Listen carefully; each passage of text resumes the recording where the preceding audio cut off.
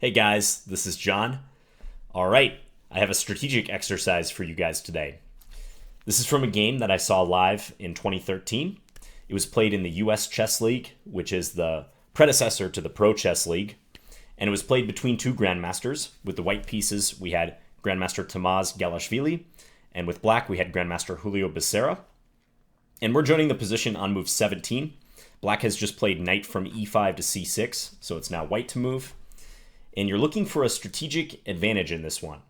Okay, so not looking for a win of material or a checkmate or anything like that. No tactics, a strategic advantage. You might incorporate a bit of tactical calculation in finding the continuation, but I just wanted to put that out there. Don't stress if you're not winning material here.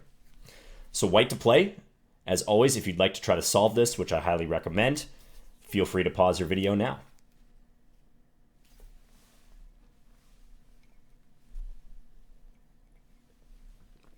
I have some mint medley tea today. It's almost 9 o'clock p.m., so I'm sure many of you are happy that I'm not drinking coffee. All right.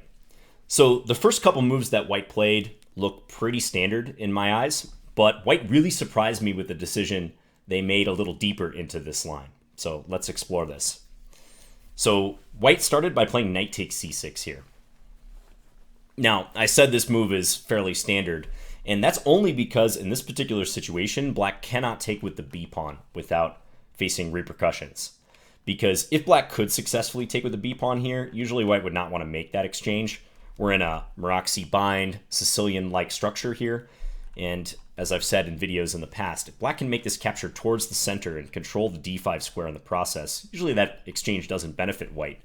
But if you saw that white has e5 here, very well done, because e5 creates massive problems for black. If black plays d takes e5, white plays bishop takes f6, removing the defender of the bishop, and white will be up material here. Likewise, if the knight moves away from its attacked position on f6, let's say knight h5, white can take e7, and this will also yield extra material for white. So e5 is going to be the answer to b takes c6. So therefore, Becerra recaptured with the bishop. And now Gelashvili played knight d5.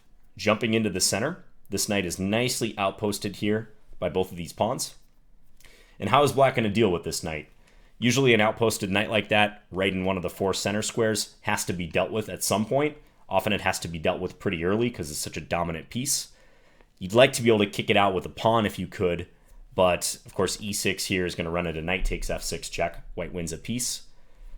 So we're looking at the two possible captures that black has. Also, something like rook fe8 is going to run into knight c7 with a fork.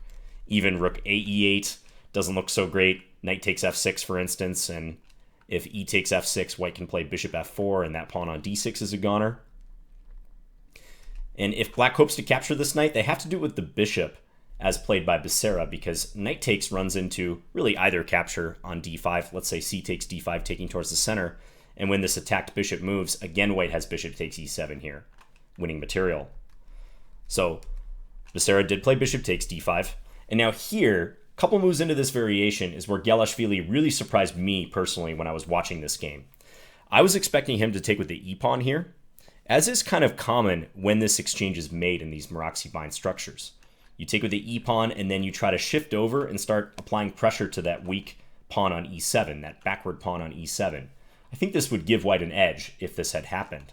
However, Gelashvili found a much better continuation. He took with the c-pawn. So he took towards the center here. And this surprised me because it opened the c-file, and I thought it gave black the jump on the c-file. And indeed, Becerra played rook fc8 here, moving his rook over, occupying this now open file, perhaps looking to play rook c2.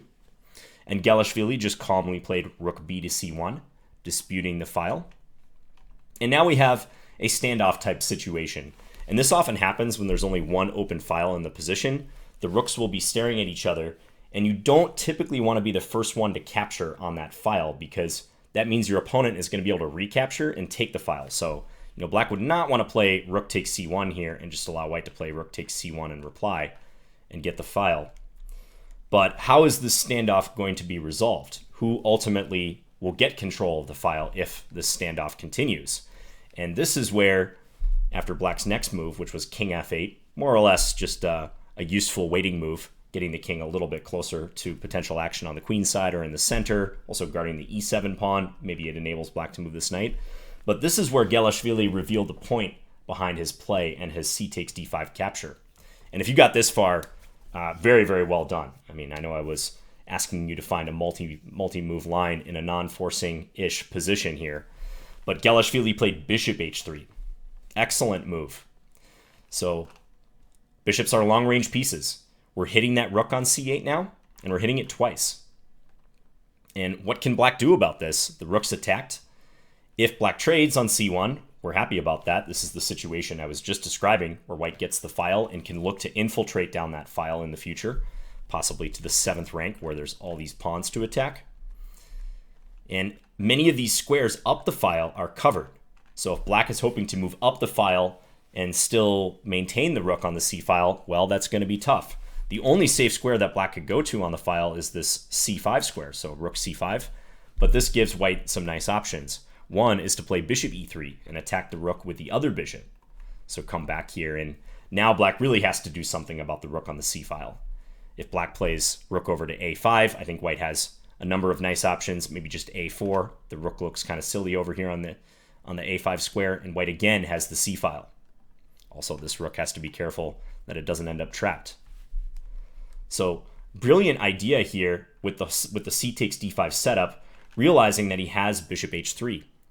And this is one of the most effective file controlling methods if it exists in a position, which is trying to control the square upon which your opponent is disputing the file.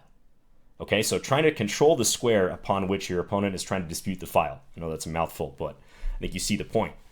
And if that exists in the position, it can often be used for great effect. I'm not going to say it's like a super common technique of bishop reaching that far into the position, but it is something you should be familiar with. And from here, white got a big advantage. So Becerra actually played rook c to b8. He decides not to trade rooks, but he does give up the file. And I'm going to go through the rest of the game real fast. I just wanted to give you a taste of how Gelashvili increased his advantage from here.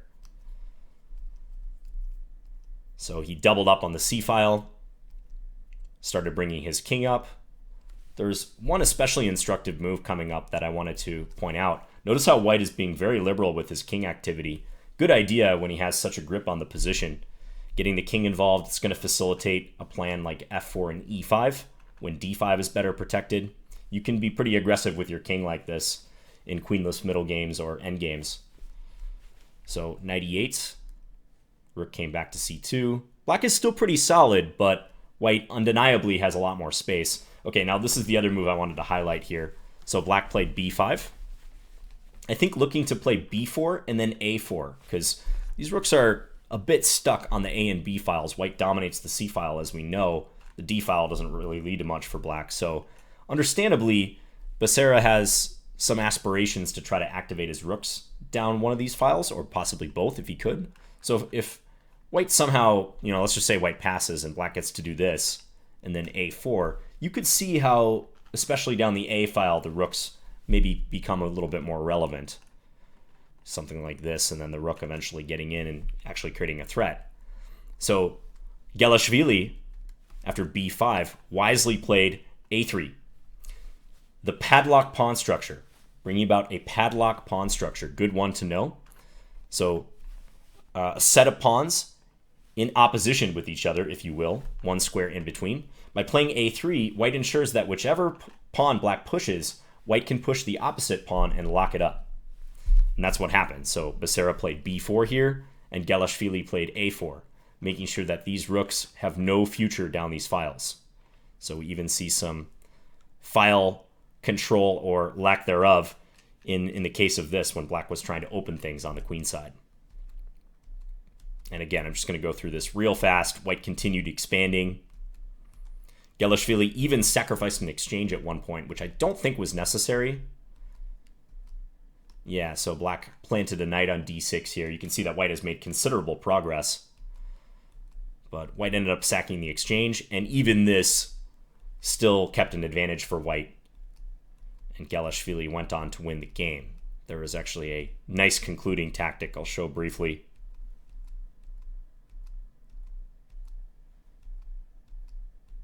It was right here, Rook E8. So black has actually been ahead a point of material here, but they're dealing with this d-pawn protected by the bishop, also the extremely active white king. So Gelashvili played Rook E8 in this position, and I think Becerra has to play Rook takes D7 here, which is going to be a worse rook ending. But instead, Becerra took on E8, and now white played this nice concluding move here on move 57, Bishop G6 check, and Becerra resigned, because if king takes G6, Gelashvili can capture on E8, queen with check, and will win the game. So, some useful stuff here. I like these type of exercises where there's sort of a prelude to the strategic idea, and you have to find the right continuation. So, knight c6, white taking, and b takes c6, not working out so well in view of e5. So black therefore taking with the bishop, white jumping the knight in, and then making a somewhat unconventional move in the sense that white allows black to take the file first, but white knows that he has the big gun ready to come to h3 and control the c8 square, disputing that square or controlling that square upon which black is disputing the file, the c file. And also good to remember that padlock idea may come in handy. I will say this is especially useful if you're getting attacked on one side of the board and your king is located there.